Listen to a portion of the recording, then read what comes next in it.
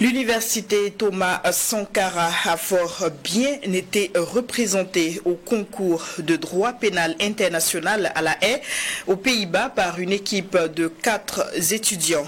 Au cours de l'étape orale, l'équipe du Burkina était face à 26 équipes. Cela n'a pas ébranlé le moral des étudiants de l'université Thomas Sankara, loin s'en faut, face à l'université Paris-Panthéon, Assas. Le Burkina a donc remporté le prix du meilleur orateur du procès fictif de la CPI. Nous recevons dans le cadre de cette émission 2 représentants de cette équipe qui ont fièrement représenté le Burkina à ce concours international à La Haye. Ils sont d'ailleurs rentrés samedi à Ouagadougou. Lamoussaïen, étudiant à l'université Thomas Sankara, lauréat du concours de droit pénal international à La Haye. Bonsoir et bienvenue. Bonsoir. On dit également bonsoir à Nadia Kaboré. Elle est étudiante à l'université Thomas Sankara, aussi lauréate du concours du droit pénal international à La Haye. Bonsoir et bienvenue. Bonsoir, merci. Alors félicitations à tous les 4, je devrais dire, 2 qui sont absents. Félicitations à toute l'équipe du Burkina, de l'université Thomas Sankara pour votre exploit. Grâce à vous, l'université n'a rien envié à ces grandes universités européennes et américaines même. Qu'est-ce que cela vous fait d'être dans la peau de winner, d'un lauréat du procès fictif de la CPI? Il faut dire personnellement, ça fait du bien, ça donne un sentiment de satisfaction de savoir qu'au bout du compte, tant d'efforts fournis et de sacrifices ont payé. Donc ça fait vraiment plaisir de savoir qu'on a eu à aboutir à quelque chose et que ces efforts ont pu produire du résultat. Oui. Alors Nadia, heureuse d'être lauréate de ce concours?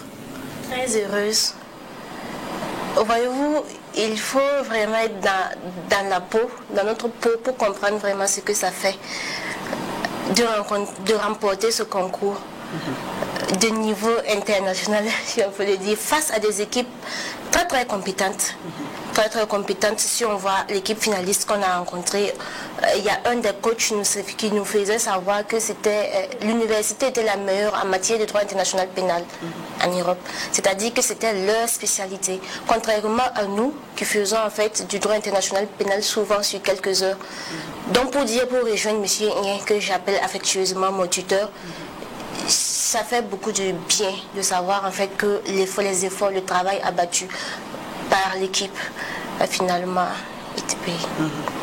Alors avant d'en arriver au procès fictif dans son déroulé, avant il y a eu plusieurs étapes. Avant l'étape de La Haye, il y a eu d'abord l'étape des préparatifs avec des mémoires qui ont été écrits. Alors comment est-ce que tout cela a été coordonné et s'est passé?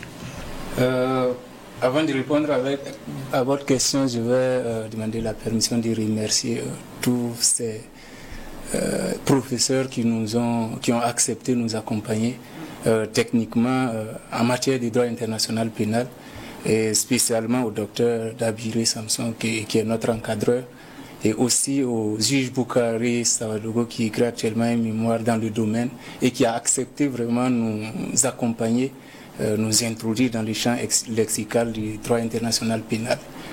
Pour revenir à la préparation, il faut dire que le concours a débuté un peu assez longtemps. Il fallait soumettre des mémoires. La soumission des mémoires ne veut pas dire que vous êtes forcément retenu. Donc on a eu pas mal de temps pour écrire les mémoires, préparer, avec l'accompagnement bien sûr de nos 2 encadreurs qui ont accepté de nous accompagner. Quand nous avons finalisé l'écriture des mémoires, on a soumis aux organisateurs qui ont bien confirmé qu'ils ont reçu nos mémoires.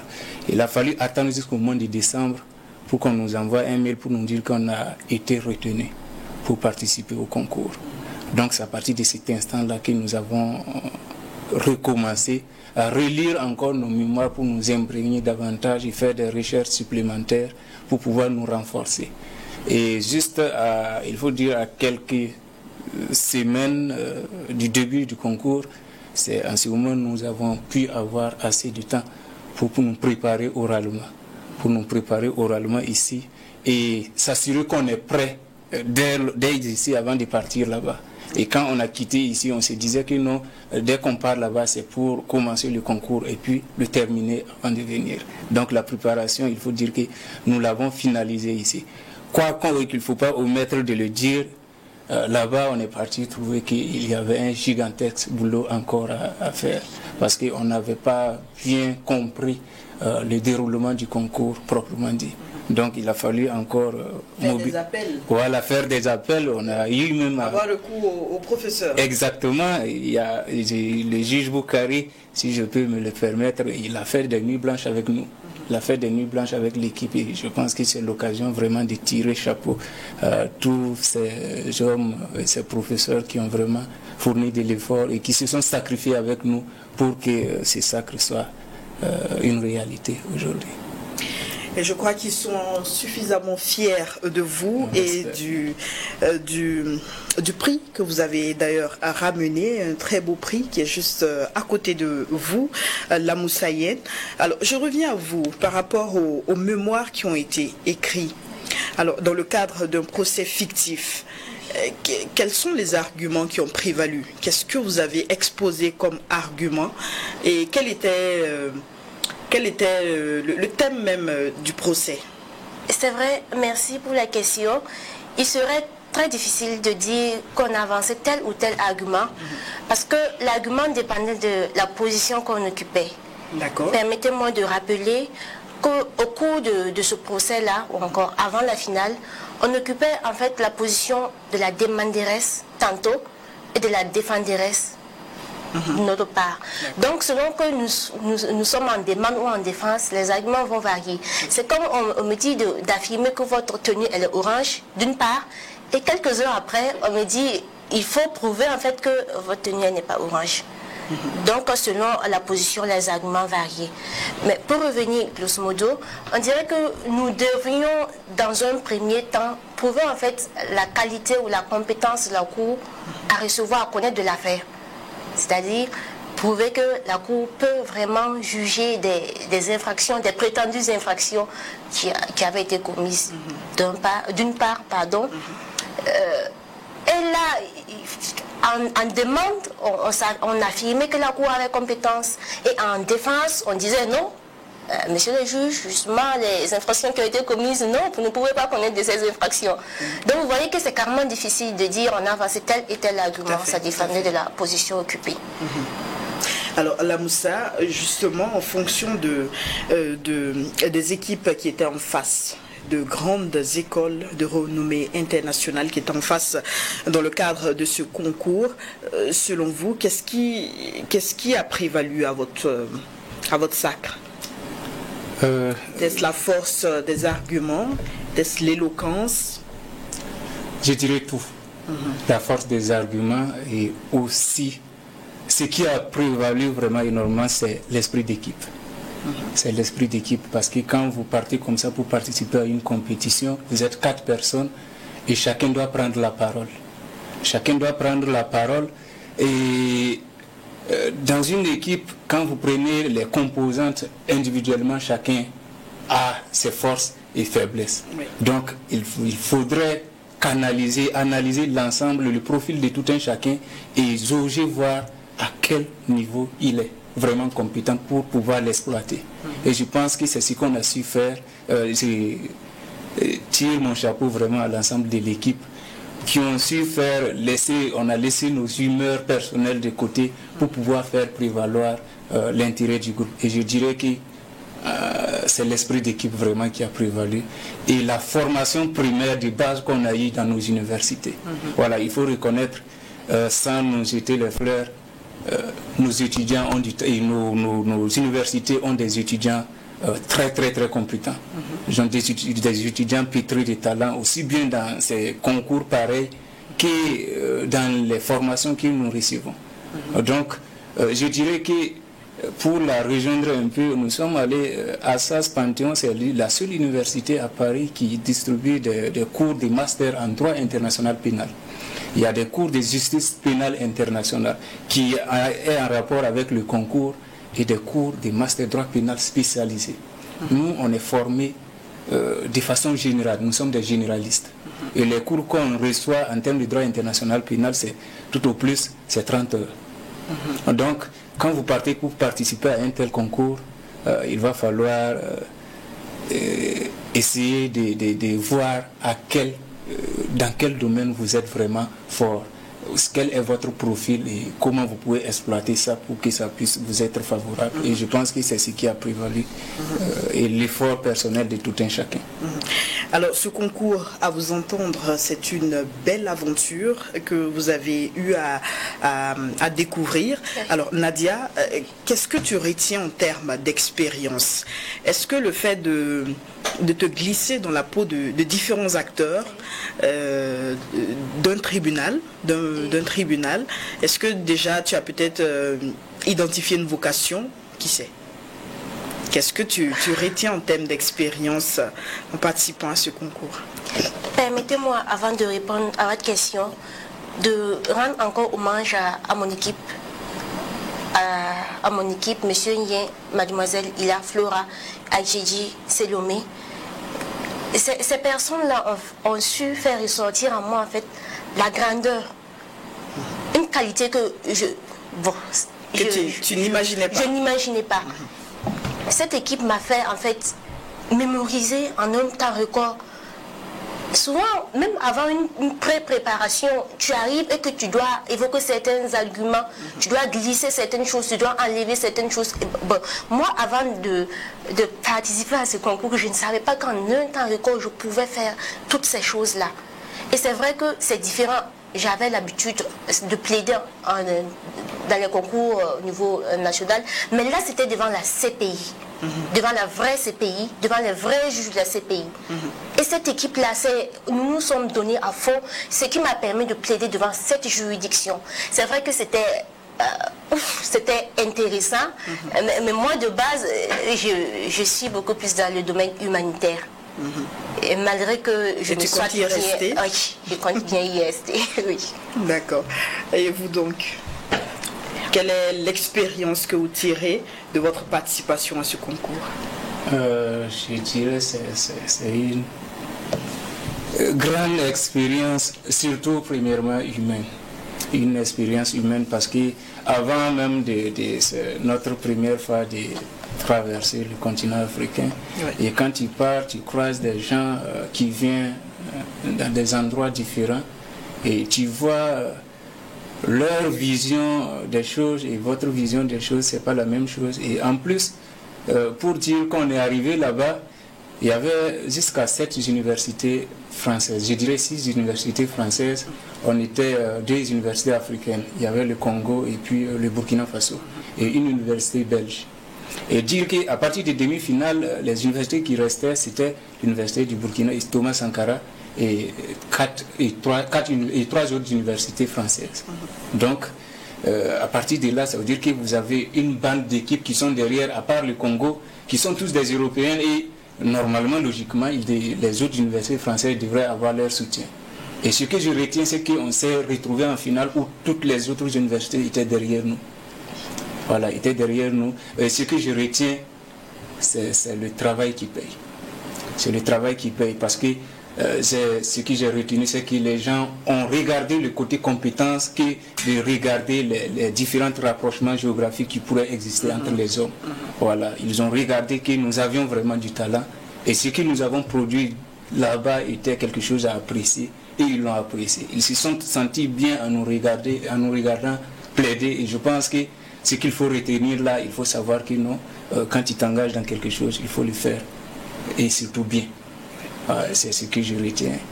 Peu importe le domaine dans lequel peut-être je serai, c'est de mettre dans ma tête, il faut toujours se donner à fond pour que ce qu'on entend faire, qu'on puisse le faire et de la façon la plus remarquable possible.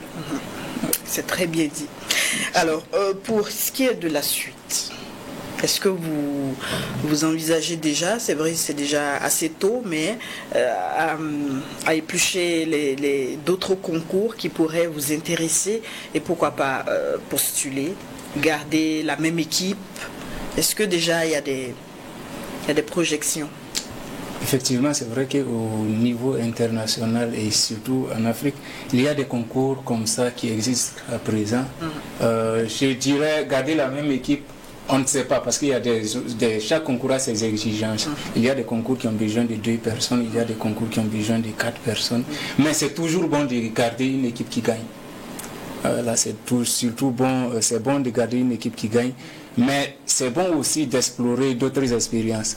Et il faut dire que nos universités n'ont pas un cadre de sélection des candidats qui devront représenter les universités et autres. Voilà, donc ça fait que les étudiants sont obligés de s'inscrire individuellement et de venir demander à nos autorités, voilà, surtout nos autorités administratives au niveau des UFR, si on peut avoir leur accord pour qu'ils nous autorisent en tant qu'étudiants de leur institution pour pouvoir y participer. Donc ce volet-là, c'est un volet un peu compliqué qu'il faut relever.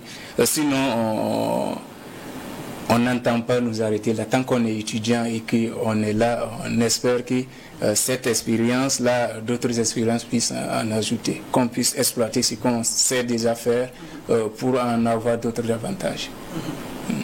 Alors, votre brillante prestation au cours de ce procès fictif est la preuve de la qualité de l'enseignement reçu ici au niveau des universités publiques burkinabées, notamment l'université Thomas Sankara avec ses enseignants de renom. C'est vrai. Non seulement la qualité de l'enseignement, mais également la rigueur avec laquelle l'enseignement est donné. Permettez-moi de rappeler qu'à l'université Thomas Sankara, il ne suffit pas d'être bon. À un moment, il faudrait être excellent pour survivre.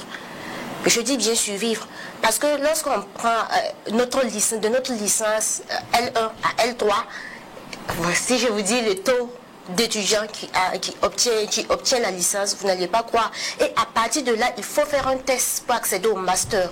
C'est-à-dire, c'est dit déjà la sélection qu'il y a à l'université Thomas Sankara. Et c'est pas tout. Même là, les enseignants ne vous lâchent pas du tout. C'est tellement rigoureux qu'on ne se plaint pas. Mais et il y a une chose, voyez-vous, lorsqu'on était à la compétition, plusieurs équipes étaient accompagnées par leur coach, souvent 3 ou même 4. Et nous, l'équipe Thomas Sankara, on était seuls.